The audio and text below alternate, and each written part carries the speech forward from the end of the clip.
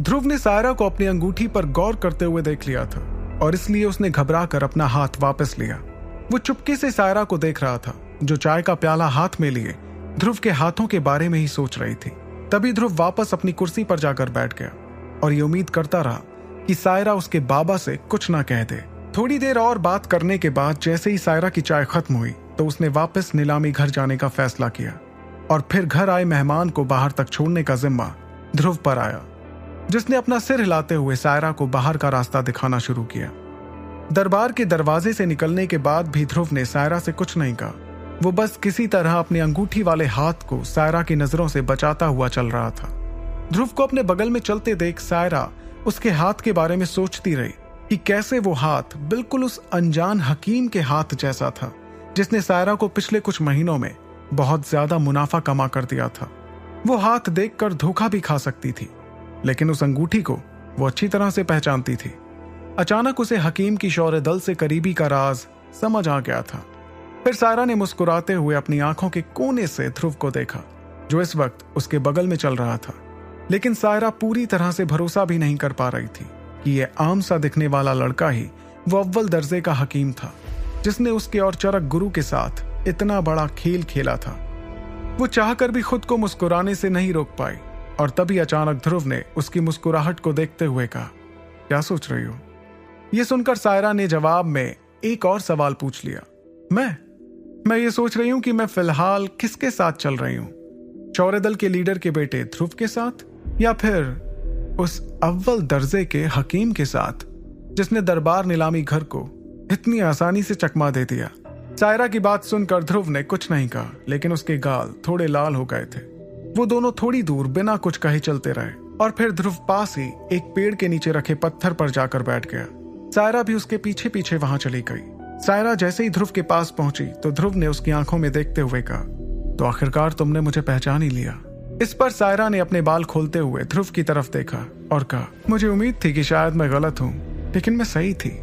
ये सुनकर ध्रुव अपने आसपास देखने लगा कि इस वक्त कोई उन दोनों की बातचीत तो नहीं सुन रहा था। ध्रुव की इस हरकत को देखकर सायरा ने थोड़ा डर कर उससे पूछा, कहीं तुम मुझे जान से मारने के बारे में तो नहीं सोच रहे हो? ये सुनते ही ध्रुव ने हल्के मजाकिया अंदाज में कहा, नहीं, मैं तो सोच रहा हूं कि तुम्हें मारने के बाद तुम्हारी लाश कहां पर दफनाऊं। ध्रुव का मजाक सायरा को समझ नहीं आया और उसने गुस्से में ध्रुव से कहा, घर आए मेहमान से बात करने का यह तरीका होता है क्या?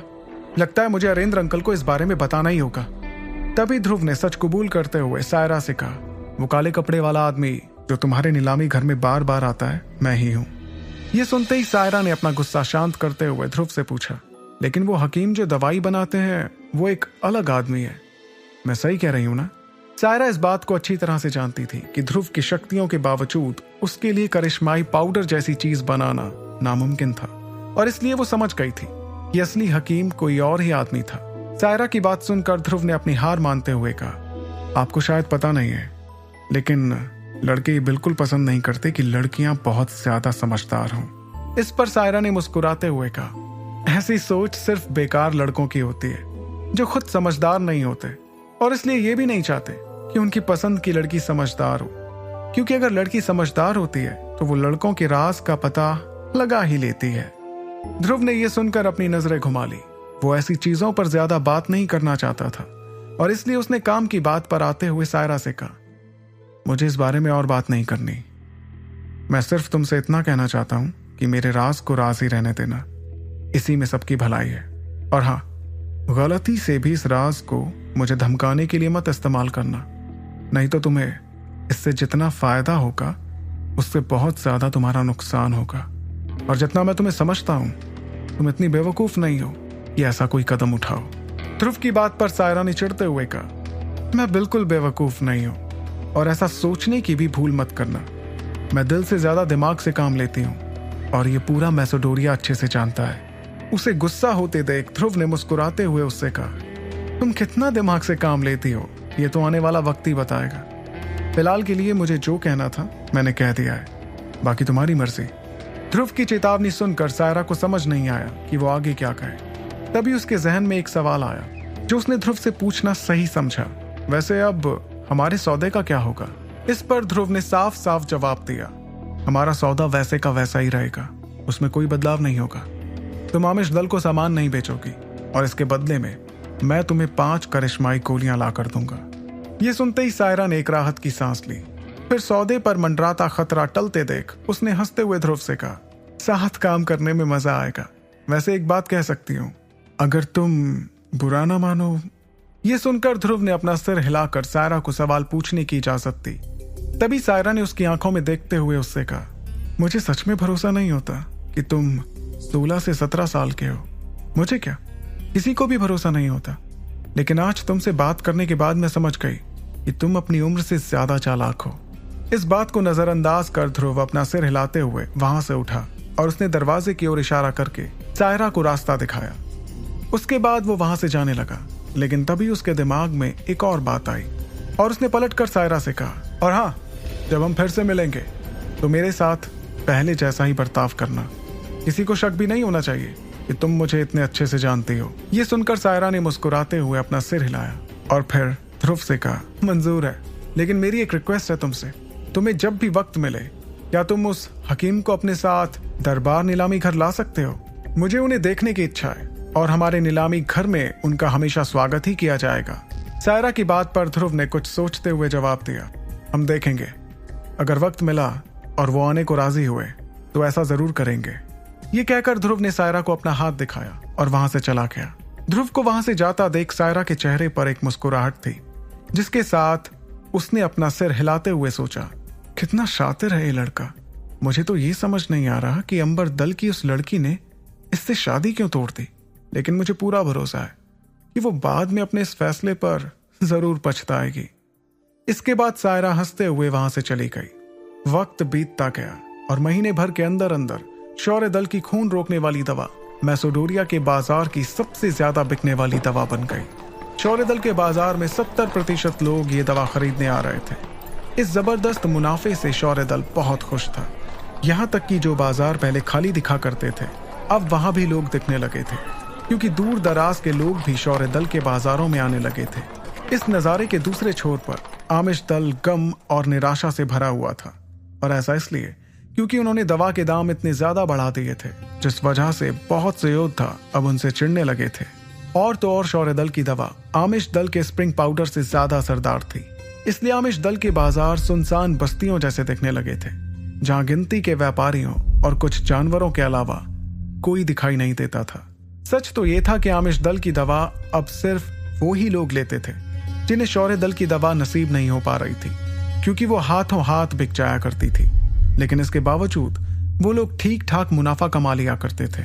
इन सारी मुसीबतों में आमिश दल के लिए सबसे बड़ी मुसीबत थी दवा का सामान, क्योंकि शहर में दवा के सामान का सबसे बड़ा व्यापारी दरबार नीलामी घर था, और उसने आमिश दल को सामान देने से साफ इनकार कर दिया था। इस वजह से पूरे शौर्य दल में गुस्सा था, लेकिन फिर भी कोई जोर आजमा कर दरबार नीलामी घर से कुछ नहीं कह सकता था। उस नीलामी घर को चलाने वाला परिवार पूरे ओहान साम्राज्य के सबसे ताकतवर परिवारों में से एक था, और ये बात आमिश दल का हर मेंबर अच्छी तरह से जानता था। और आमिश दल तो मैसोडोरिया जैसे शहर का एक छोटा सा दल था, जो दरबार परिवार का बाल भी बाका नहीं कर सकता था। इसलिए आमिश दल ने बिना बखेड़ा खड़ा किए मैसोडोरिया की दुकानों से ही दवा का सामान खरीदना शुरू किया। इस वजह से उन्हें ज्यादा कीमत भी चुकानी पड़ती थी, लेकिन उनके पास फिलहाल कोई और रास्ता नहीं था। आमिश दल ये बात भी जानता था कि ये दुकानें भी एक हद तक ही सामान दे सकती थी, क्योंकि मैसोडोरिया में हर कोई शौर्य दल और आमिश दल की लड़ाई के बारे में जानता था। और अब जो शौर्य दल दिन ब दिन मजबूत होता जा रहा था, इसलिए कोई भी दुकानदार उनके खिलाफ जाकर आमिश दल की मदद नहीं करना चाहता था। आमिश दल के पास मुनाफा बरकरार रखने का अब इकलौता जरिया बचा था कि वो दवा के दाम बढ़ाते, और ऐसा ही उन्होंने किया। लेकिन इस वजह से उनकी बिक्री और कम हो गई और वो दिवालिया होने की कगार पर आ गए। वहीं शहर के दूसरी ओर शौर्य दल अब पुख्ता तौर पर 3 दलों में सबसे ताकतवर दल बन गया था। उनके बाजार तीनों दलों में सबसे ज्यादा भरे रहते थे, और ऐसे ही एक बाजार में ध्रुव चुपचाप चलते हुए जा रहा था। उसके पीछे 7-8 लंबे चौड़े हट्टे कट्टे पहरेदार भी थे, और सभी पहरेदारों के सीने पर कम से कम 4 सितारे दिख रहे थे। इन सितारों का मतलब था कि वो लोग एकलव्य रैंक के कम से कम 4 सितारों वाले योद्धा थे। सड़कों पर चलते हुए ध्रुव ने देखा कि बाजार में कितनी ज्यादा भीड़ थी। उसी भीड़ में से कुछ योद्धा ध्रुव को देखकर मुस्कुराते हुए और कुछ लोग जो उसे जानने भी लगे थे उसके पास आकर उससे कहते, क्यों अगले लीडर, फिर से बाजार का मुआयना करने आए हो? जब भी कोई ध्रुव से ऐसे बात करता था तो ध्रुव मुस्कुराकर आगे बढ़ जाया करता था। सच तो ये था कि अरेंद्र ने ध्रुव को कुछ वक्त के लिए सारे बाजारों की जिम्मेदारी सौंप दी थी, और इसकी वजह यह थी कि वो ध्रुव को जिम्मेदार बनाना चाह रहे थे। लेकिन इसके लिए अरेंद्र को बुजुर्गों से बहुत बहस करनी पड़ी, क्योंकि सभी बुजुर्गों को लग रहा था कि ध्रुव अभी इतना बड़ा नहीं हुआ था कि उसे दल की जरूरी जिम्मेदारियां सौंप दी जाएं। लेकिन दल के कुछ लोगों का यह भी मानना था कि अरेंद्र का फैसला बिल्कुल सही था, क्योंकि उनके हिसाब से ध्रुव को ही दल का अगला लीडर बनना था और इसलिए उसे जिम्मेदारियों की आदत डलवा देनी चाहिए। लेकिन सच तो ये था कि बाजार को संभालना बिल्कुल भी मुश्किल नहीं था। पहले पहले तो ध्रुव को जरूर इतने बड़े बाजार को संभालने में तकलीफ हुई, लेकिन जैसे जैसे वक्त बीतता गया उसे समझ आ गया कि ये काम जितना जरूरी था उससे भी ज्यादा मजेदार था। और ऐसा इसलिए क्योंकि अरेंद्र ने एक बूढ़े आदमी को ध्रुव के साथ हर वक्त रहने को कहा था, जिसे ध्रुव ने सड़कों का ध्यान रखने, व्यापारियों से किराया वसूल करने और दवा की आवाजाही पर ध्यान रखने की जिम्मेदारी थमा दी थी। इसलिए ध्रुव हर दिन बेफिक्र होकर कुछ पहरेदारों के साथ बाजार घूमता और बाजार के शोर के बीच वो सब पर नजर रखता। ध्रुव को देखकर बहुत से योद्धा सोचते थे कि उसमें गुरूर ज्यादा है, लेकिन वक्त के साथ साथ उन लोगों ने देखा कि कैसे ध्रुव योद्धाओं से उनके किस्से सुना करता था, उनसे अजीब राक्षसों के बारे में जाना करता था और गुफाओं में छिपी हुई खास तकनीकों के बारे में भी जानने की कोशिश करता था। इससे योद्धा धीरे धीरे उसे पसंद करने लगे और वहीं ध्रुव को उनकी तरह एक रोमांचक जिंदगी जीने की इच्छा होने लगी। उसे दूर देश के पहाड़ों में जाने की इच्छा होने लगी, लहरों पर सवार होकर टापुओं से खाना लाने की इच्छा होने लगी।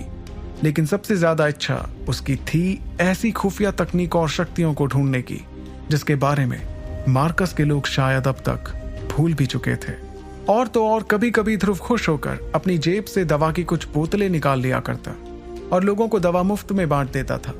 इस उत्साह से पूरा बाजार उत्साहित हो जाता था। इसी तरह वक्त बीतता गया और शौर्य दल के बाजारों में योद्धाओं की ऐसी भीड़ लगने लगी जैसे मैसेडोनिया में कभी देखी नहीं गई थी।